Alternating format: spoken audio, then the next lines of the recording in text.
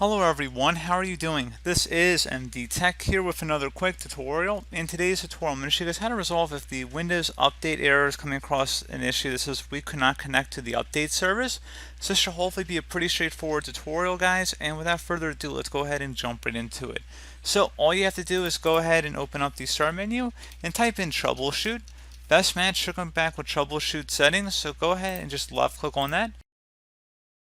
You want to select additional troubleshooters on the right panel, and then you want to go ahead and select Windows Update, resolve problems to prevent you from updating Windows, and select Run the Troubleshooter.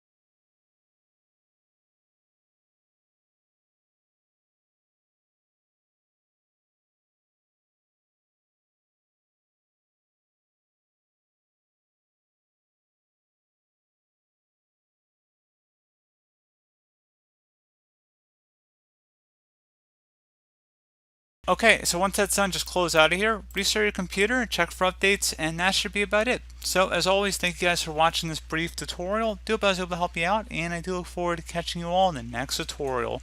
Goodbye.